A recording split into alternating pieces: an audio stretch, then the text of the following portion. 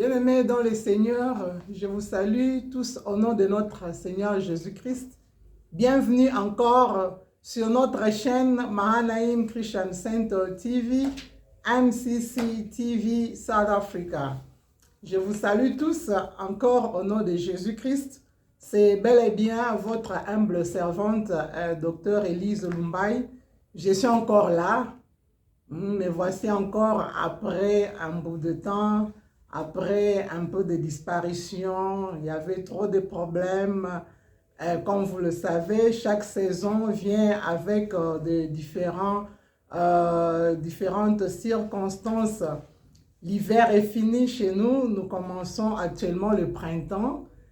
Il y a donc chaque saison vient avec certaines réalités. Il y a eu certaines disparitions de certaines personnes. Alors, l'Éternel nous fait encore grâce d'être encore en vie avec vous aujourd'hui. Nous disons merci à Dieu et nous laissons la nouvelle saison entre les mains de Dieu. Que l'Éternel Dieu vous bénisse pour cette saison que nous avons commencée. Si la saison passée a été couverte d'opprobre et de peines, de douleurs, de maladies, de pertes, de morts, que cette saison qui a commencé, bien-aimé dans le Seigneur, soit une saison tout à fait différente, que la grâce de Dieu se multiplie encore dans ta vie, toi qui m'as accueilli encore dans ta maison à travers cette chaîne, que l'Éternel, mon Dieu, t'accorde encore sa grâce pour cette nouvelle saison, que tu puisses encore expérimenter la main de Dieu. Et là où il y avait la maladie, que cette saison puisse t'apporter la guérison, que la main de Dieu soit sur toi. Je suis en train de prier pour toi, que tu puisses voir encore la main de Dieu, que tu puisses encore voir la gloire de Dieu, bien-aimé dans le Seigneur. Là où il y avait le deuil, et que cela soit remplacé par des cris de joie cette saison, que tu puisses te réjouir dans le Seigneur, bien-aimé. Je suis encore là pour t'apporter un message d'espoir. Aussi longtemps que l'Éternel Dieu t'a encore accordé la vie, il y a de l'espoir pour ceux-là qui sont vivants. Bien-aimés dans le Seigneur, nous continuons avec notre thème de la fois passée, mais je veux que l'Éternel puisse encore t'aider avec cette nouvelle saison, avec de nouvelles choses, de bonnes choses. Salut à tous les enfants de Mahanaim Christian Center. Salut aux enfants de Prayer and Fire Ministries. Évangéliste Charles Congolo et l'homme de Dieu berger Joseph Sabi. Je ne t'ai pas oublié, je me suis encore souvenu de toi.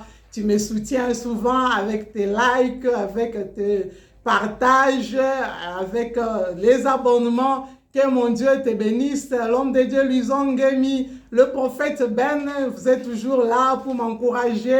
Vous êtes toujours là pour me soutenir dans la prière et le conseil. Que mon Dieu te bénisse. Docteur Martin, pasteur Béni Nehema, Peniel Mboudi, que la main de Dieu soit sur toi. Et je sais que Dieu sera au rendez-vous dans cette croisade que tu es en train d'organiser. Que l'Éternel Dieu te bénisse. Maman Olive, que l'Éternel Dieu te bénisse, ma grande sœur. Et puis le pasteur Tadé, mon fils Tadé, et que Dieu te bénisse, que votre ministère aille de l'avant. Que mon Dieu bénisse tous les enfants de Dieu, tous les chrétiens à travers le monde. C'est là que je n'ai pas mentionné les noms. Ne vous en faites pas, vous êtes toujours là. Continuez à vous abonner. Continuez à vous ajouter dans la liste de gens que je dois bénir. Passika Pinga, je ne t'ai pas oublié, la femme de Papa Mathieu, je ne t'ai pas oublié, la maison Bicom Solution qui nous accueille souvent. Que mon Dieu bénisse cette maison, que mon Dieu apporte encore de nouvelles choses dans cette nouvelle saison qui a commencé. L'hiver est fini avec de mauvaises choses. Nous commençons le printemps. Et je sais que dans d'autres pays comme au Congo, c'est la saison des pluies, que cette saison vienne avec de bonnes choses. Pas les pluies qui viennent avec de morts subites. Nous refusons toute mort subite, nous refusons toute mort précoce, nous refusons des maladies compliquées, nous refusons tous les projets que le diable avait arrangés pour cette nouvelle saison. Nous refusons cela au nom puissant de Jésus-Christ. Que la main de Dieu soit sur tout un chacun qui est en train de me suivre en ce moment. Nous continuons, bien-aimés dans le Seigneur. Je vous demande encore de vous abonner. Il y a de bonnes choses. Je vous demande de vous abonner encore, que Dieu puisse encore faire de grandes choses encore dans votre vie, que la bénédiction de l'Éternel puisse encore vous accompagner, qui ne se fait suivre d'aucun chagrin. Nous continuons, nous continuons. Et j'avais parlé la fois passée de la marque de la bête. J'ai parlé de la globalisation religieuse. J'ai parlé de la globalisation j'avais parlé de la globalisation religieuse. Je vous ai promis que je dois continuer avec la globalisation économique. Et j'avais aussi parlé de la globalisation politique. Et nous continuons. J'avais aussi parlé de la Trinité impure. Mais je voulais un peu ajouter un tout petit peu sur la Trinité impure qui est le 666, la marque de la bête, selon Apocalypse 13. Bien-aimés dans le Seigneur, nous allons lire rapidement avec Apocalypse 13. Puis je vis monter de la mer une bête qui avait 10 cornes et 7 têtes, et sur ses cornes 10 diadèmes, et sur ses têtes des noms de blasphème. La bête que je vis était semblable à un léopard, ses pieds étaient comme ceux d'un ours et sa gueule comme une gueule de lion. Les dragons lui donna la puissance et son trône une grande autorité. Je vis l'une de ses têtes comme blessée à mort, mais sa blessure montait le figuier et toute la terre était dans l'admiration derrière la bête. Ils adorèrent le dragon parce qu'il avait donné l'autorité à la bête. Ils adorèrent la bête en disant qui est semblable à la bête et qui peut combattre contre elle. Ici, on est en train de parler de cette bête, bien-aimée dans le Seigneur. Le verset 18, on dit, c'est ici la sagesse que celui qui a de l'intelligence calcule le nombre de la bête, car c'est un nombre d'hommes et son nombre est 666. C'est la Trinité impure que je vous ai parlé. Il y a 666. C'est-à-dire, comme je viens de lire, il y a le dragon qui représente le diable lui-même. J'ai lu au début que cette bête a 10 cornes et 10 diadèmes sur la tête, sur ces têtes des noms de blasphème. Donc, j'avais expliqué la fois passée un tout petit peu. J'aurai encore le temps à expliquer en détail concernant les 10 diadèmes et puis les 10 cornes. Je parlais que c'est un système qui travaille avec une coalition. Nous voyons 10 têtes, 10 cornes avec 10 diadèmes. Donc, ce sont des étoiles. C'est-à-dire, c'est un système global. J'ai parlé de globalisation religieuse, je parlais de la globalisation politique, c'est-à-dire il y a un système d'union.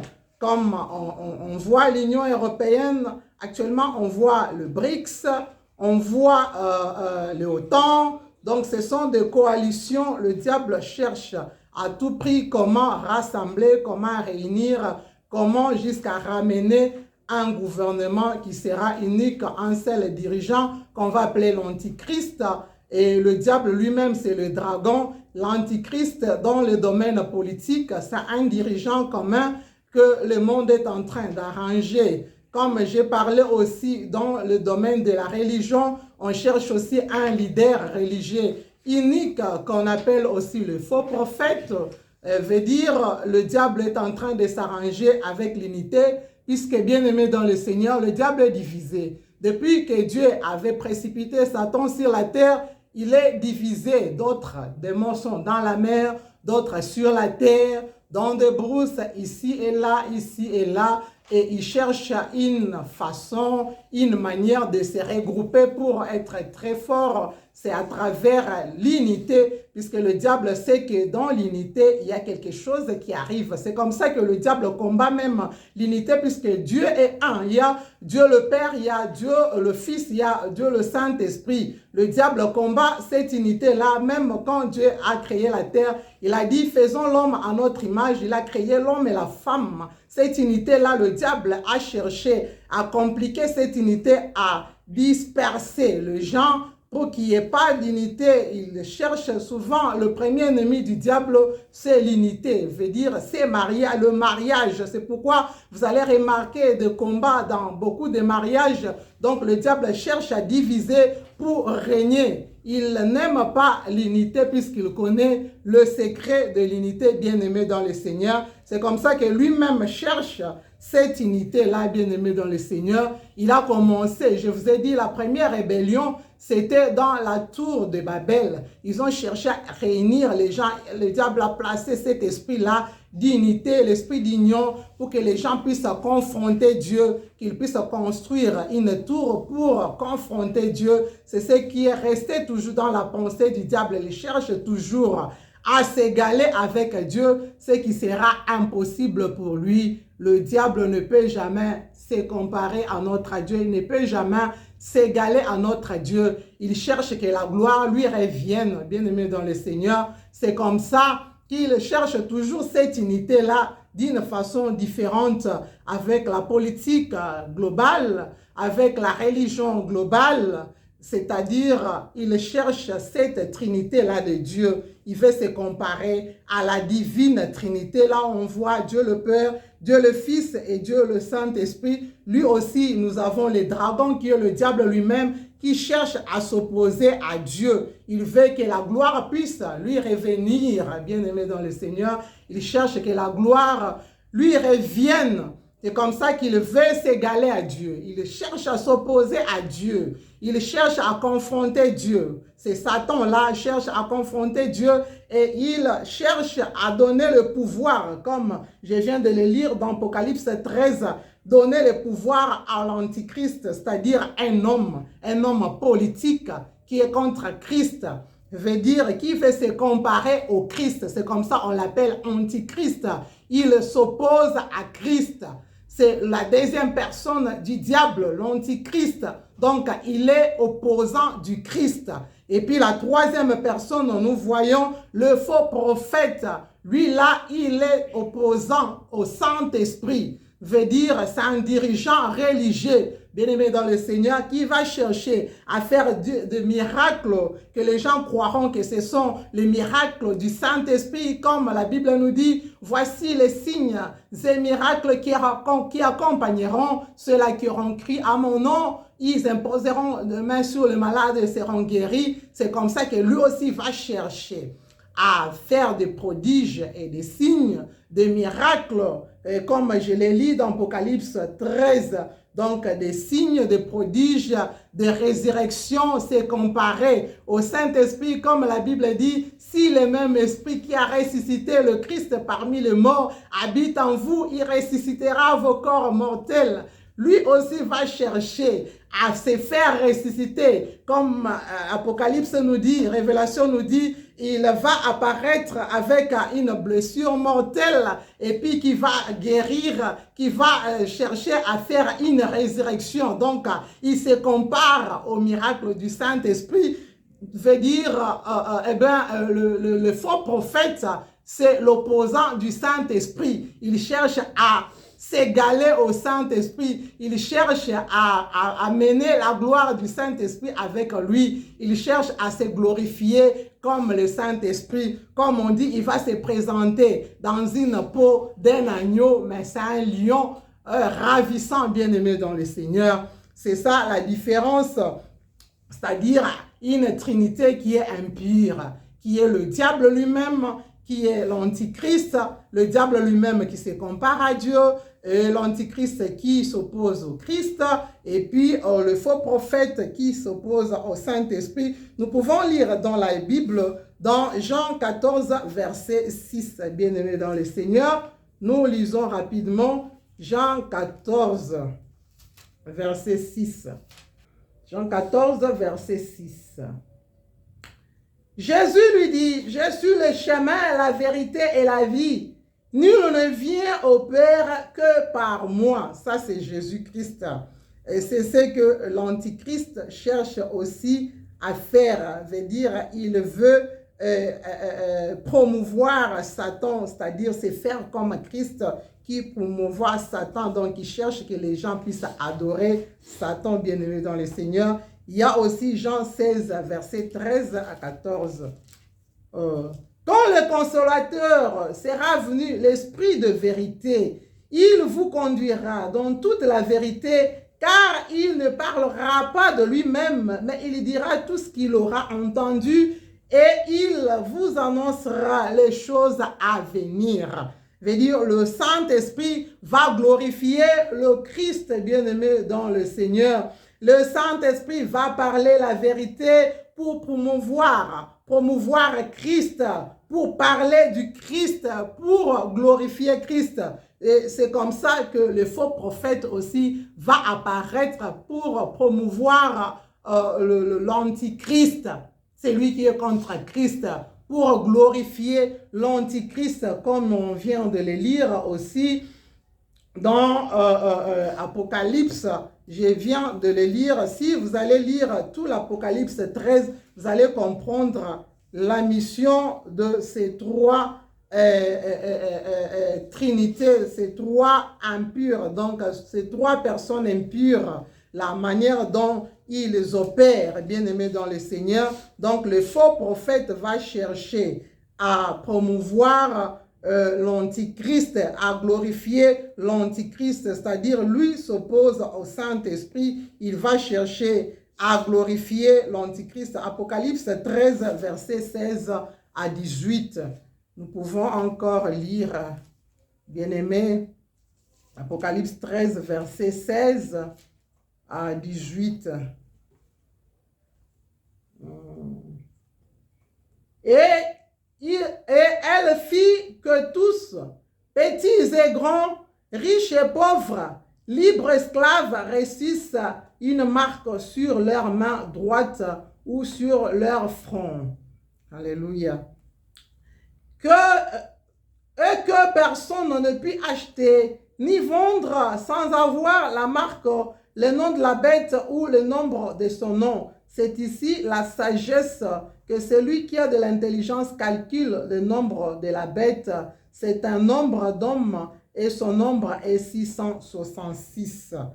Bien-aimé dans le Seigneur, il va s'imposer pour que les gens puissent l'adorer. Il va faire de tout son mieux que les gens puissent l'adorer. Mais ce qui est vrai, bien-aimé dans le Seigneur, ce qui est vrai, en bref, Jésus-Christ va détruire cette trinité satanique. Jésus-Christ va détruire cette trinité impure. Dans Révélation 19, verset 20, c'est là où je vais un peu clôturer avec la trinité impure dans Révélation 19, verset 20. Donc, la réalité est que Jésus-Christ va toujours détruire cette trinité impure.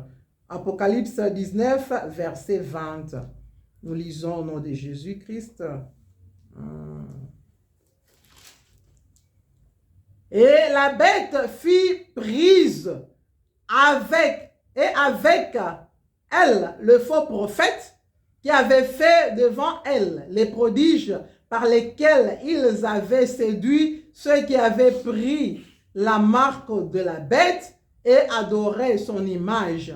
Ils firent tous les deux jetés vivants dans le temps de feu de soufre. Alléluia. Veut dire, ça c'est la fin du diable, ça c'est la fin de la trinité impure, malgré qu'ils vont opérer de miracles, malgré qu'ils vont faire tout ceci, cela, et voilà, la fin sera le feu éternel. Donc ils seront jetés dans le temps de feu, bien-aimés dans le Seigneur. C'est pourquoi Jésus-Christ est toujours au-dessus. Ils vont séduire beaucoup, bien-aimés dans le Seigneur. Ça sera le temps de la grande tribulation qu'ils vont opérer de cette manière. Bien-aimés dans le Seigneur, Dieu va laisser ces temps puisque les chrétiens ne seront plus sur la terre. Si Dieu fait quelque chose, c'est à cause de nous, bien-aimés dans le Seigneur. Si le diable ne peut pas opérer, c'est à cause de toi, l'enfant de Dieu. C'est à cause de ta présence dans ce monde. C'est pourquoi la Bible nous dit, pour l'amour de Sion, je ne me tairai jamais. Pour l'amour de Jérusalem, je ne me tairai jamais à cause de ta présence, toi qui es enfant de Dieu, toi qui as accepté Jésus-Christ comme Seigneur et Sauveur. Dieu ne permettra jamais que le 666 se révèle en ces moments. Ce que les gens parlent, ce sont des racontages, ce que les gens disent, oh non, et cette personne est 666 et la marque de la bête, il est déjà en train d'opérer. Dieu ne peut pas le laisser opérer en ces temps puisque l'Église est encore sur la terre. Pour l'amour de l'Église, Dieu ne permettra jamais, malgré que le diable peut chercher à tout faire, imposer des gens le vaccin pour le Covid, imposer les gens à apporter un contrôle global, à contrôler les mouvements des gens. Et Dieu ne permettra jamais, pour l'amour de Sion, pour l'amour de Jérusalem, pour l'amour de son Église, il ne permettra jamais que l'Antichrist se révèle en ces moments. À cause de la présence de l'Église, il nous a dit, tout pouvoir m'a été donné sur la terre et sous la terre. Et voici, je vous le donne aussi. Vous avez le pouvoir de détruire. Vous avez le pouvoir, bien-aimés dans le Seigneur. Vous avez le pouvoir, bien-aimés dans le Seigneur. Selon Luc 19, la Bible nous dit, vous avez le pouvoir de marcher sur le serpent et sur les scorpions et sur toute puissance de l'ennemi du diable, et rien ne pourra nous nuire, bien-aimés dans le Seigneur. Lisons un tout petit peu dans le livre de Luc 10, verset 19.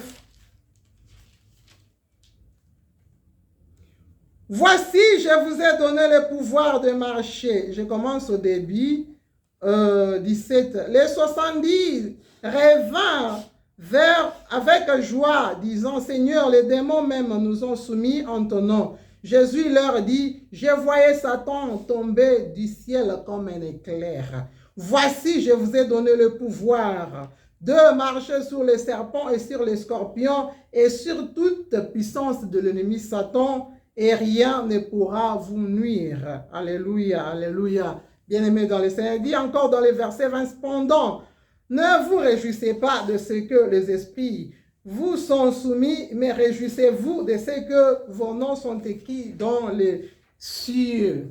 Alléluia. C'est-à-dire, vous serez enlevés, bien-aimés dans le Seigneur, quand vous avez crié au Seigneur Jésus-Christ en tant que Seigneur et Sauveur, c'est-à-dire ton nom est directement écrit dans les livres de vie. Bien-aimés dans le Seigneur, je vois quelqu'un qui est en train de me suivre, qui prend l'engagement de suivre Jésus, de donner sa vie au Christ, et Dieu ajoute son nom dans le livre de la vie, bien-aimé dans le Seigneur, et le pouvoir t'est donné. Le diable n'a pas de pouvoir sur toi. Tu vas marcher, tu as le pouvoir de marcher sur les serpents, sur les scorpions et sur toute puissance de l'ennemi Satan, et rien ne pourra te nuire, bien-aimé dans le Seigneur, comme Luc 10, 19 nous dit.